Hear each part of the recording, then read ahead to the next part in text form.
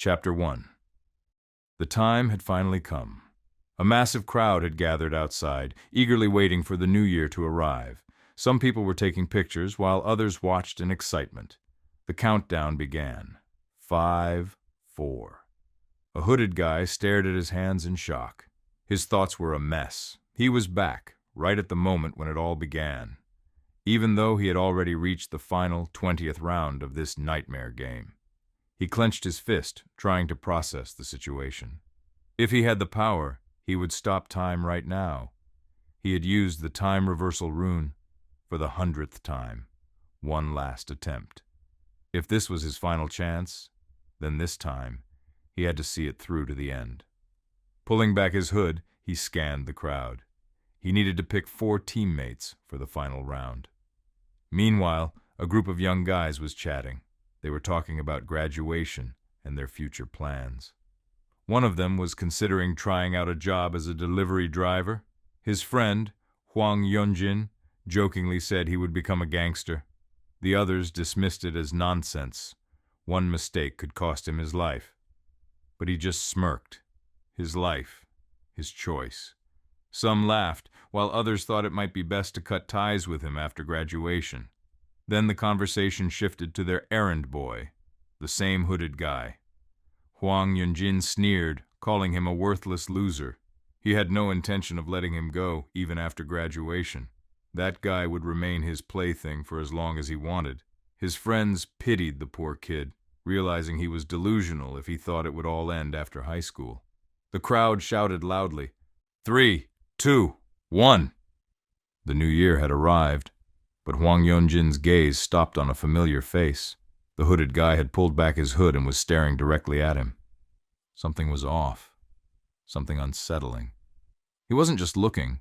He was completely confident, as if he already knew what was going to happen next.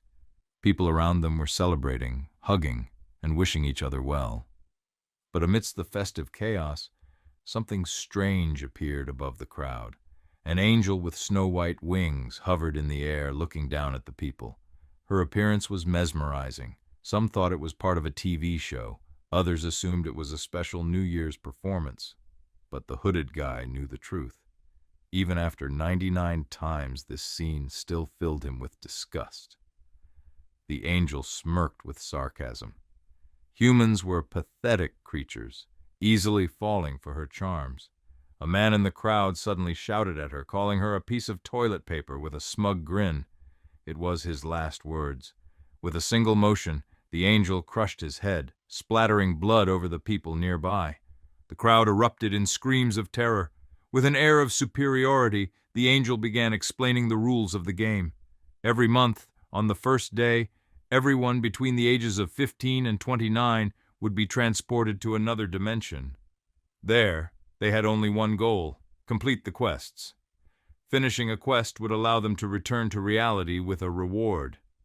But not everyone would survive. Only half had a chance to make it back. The hooded guy had heard these words 99 times before, but just like the first time, they made him sick. He had no choice but to go through this nightmare all over again. The total number of participants exceeded 1.8 billion people. Panic spread, especially among those outside the age range. An old man let out a relieved sigh, realizing he wouldn't have to participate, only to meet the hateful glare of a younger guy who looked ready to attack him. Chaos consumed the crowd. Then the angel initiated the transfer process. The participants found themselves in a white void where they could only see themselves. It was time to create their avatars.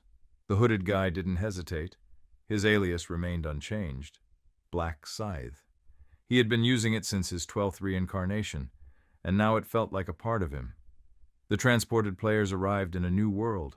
They curiously examined their new faces, admired the changes, and laughed. But the guy knew.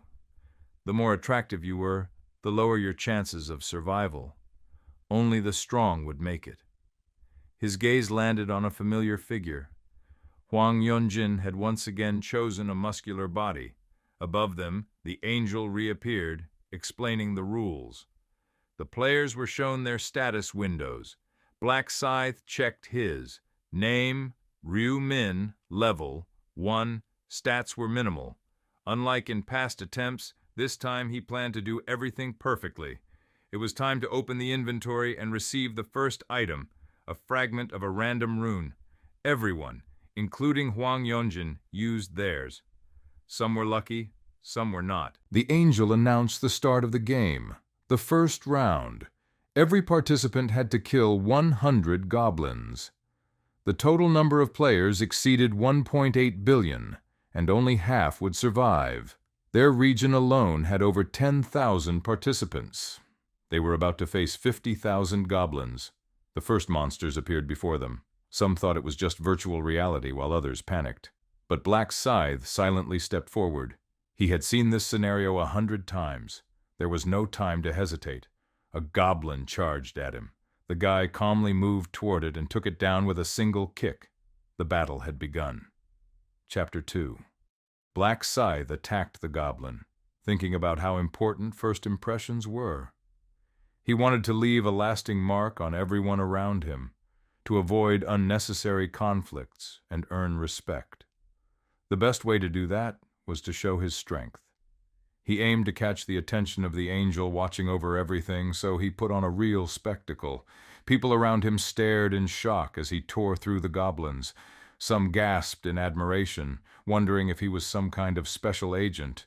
Others started questioning whether the goblins were really as weak as they seemed, and if they could actually handle them on their own.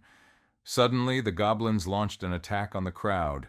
Panic spread like wildfire. People screamed, trying to run, but there was no way out. Chaos took over the battlefield, and survival instincts crushed all logic. Those who had just been watching Black Scythe were now fighting for their lives. He remembered his first cycle of reincarnation. Back then, he had also tried to run, but by his second attempt, he realized it was pointless. One girl managed to reach the edge of the field, only to slam into an invisible barrier that wouldn't let anyone escape. She screamed in panic, unable to understand what was happening. For modern people, even killing a small animal is difficult, let alone taking down real monsters. But if you want to survive in this game, you have to overcome your fears. All around him, people were either struggling to fight or desperately searching for a way out. The angel watching the battle smiled. She noted that while goblins weren't big, attacking in packs made them dangerous, especially since they carried daggers. But one fighter stood out, Black Scythe. She was surprised that the system hid his information, only showing his quest progress. It annoyed her a little, but at the same time, it made her even more curious. A notification popped up on his screen. He had gained experience, gold, and leveled up. His quest progress was at 75 out of 100 goblins killed. Only 25 left. Goblins began to surround him, but without hesitation, he kept fighting, cutting them down mercilessly. He taunted them, asking if anyone else wanted to try their luck. But after seeing his skills, none of them dared to attack. He decided to take a short break and opened his status window. Level 4. He had 2 stat points to allocate, and he put them into agility, to boost his attack speed and movement. Agility was the most important stat in the early game, since it gave a huge advantage. When he spotted another group of hesitant goblins, he decided to strike first. Using his speed and mobility, he maneuvered behind them and swiftly took them down. Another notification confirmed it. He had completed the first round of the quest. All required goblins were dead. A new message appeared. He had ranked first in his current region. Quest completion time, 10 minutes and 21 seconds. His rewards were issued. First place in his region earned him a rare weapon selection ticket. And for ranking first overall, he received a special chest with a unique reward. He chose to use the weapon ticket first. 3 options appeared: a longsword, a stiletto, and a spear. He picked the stiletto. It was the best available dagger and boosted agility. He discarded his old dagger and equipped the new one. For now, he decided not to open the special chest. Instead, something else caught his eye. A new title in his status window, The Last Time Traveler. Activating it granted him a time rune. It engraved itself onto his soul automatically, even though doing so should have been impossible. Black Scythe wasn't surprised. If he could engrave the rune again, he would have been able to travel through time endlessly. But now that a fragment of it remained within him, he had officially become a time traveler, one who had survived 100 time loops. His new title came with a unique ability. If he died, he would transform into a spirit for 1 minute before resurrecting with full health. But it was a one-time use. After activation, the title would disappear. He realized he had just obtained something incredibly valuable. Resurrection was an ability only priests had, and even they could only restore 30% of a person's health. But his title would bring him back at full strength. A grin spread across his face. His chances of surviving in this brutal world had just skyrocketed. Chapter 3. Black Scythe carefully examined his status window, focusing on the title, The Last Time Traveler. He noticed that the title could be made public or hidden. If he chose to hide it, it would remain active, but wouldn't be displayed above his nickname. Shrugging, he glanced to the side, wondering if Huang Yongmin had completed his task. Seeing him successfully fighting goblins, Black Scythe figured he'd probably survive. Meanwhile, the angel watching from above was growing frustrated. She enjoyed watching humans die, but now it was starting to feel boring. The goblins kept slaughtering people, and the losses were huge, but even that wouldn't be enough to balance the numbers between humans and the monster horde. She wondered if she should make things more interesting. Without much thought, she made her decision. The bodies of the dead began to disappear, their wounds closing. The survivors were stunned, confused by what was happening. Then, the angel made an announcement. She was adding another 50,000 goblins to the trial. This news pushed the remaining fighters into action, forcing them to fight with renewed determination. The kill count kept rising. 1,021, then 2,129, then 3,533. The angel watched the carnage with a smile. Finally, after exhausting battles, the counter hit 5,143 goblins slain. The survivors sighed in relief, but their moment of peace didn't last long. The angel delivered a brutal truth. Only half of the participants had passed the quest. Those who hadn't met the conditions would have to die. Panic erupted as people begged for another chance, but the angel was unmoved. She simply reminded the survivors that they should be grateful they had made it. It was time to announce the results. In the overall rankings, Black Scythe had taken first place in both the region and the current area. His rewards included a low-rank rare weapon ticket, a special reward chest, and 1,000 gold. He was also informed that the shop feature would unlock at level 10. Black Scythe knew that now everyone was aware of his position at the top. The angel, shocked by his performance, became curious about his secret. She directly asked him about it, suspecting that he had obtained some special rune.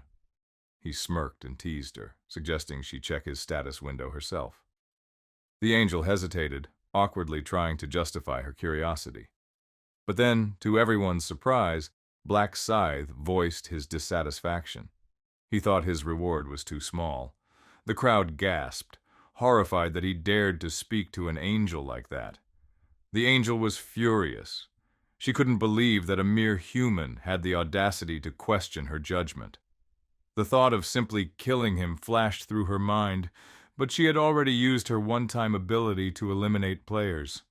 Besides, if she killed him for personal reasons, it could spark a rebellion among the participants.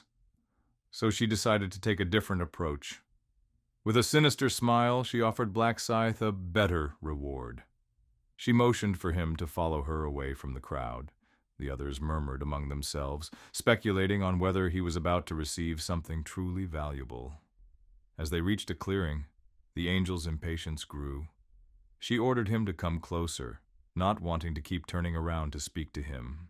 Inside, she was seething with rage, preparing for a clever trick. She planned to kill him once they reached a certain point. That way, she could eliminate him without breaking the established rules.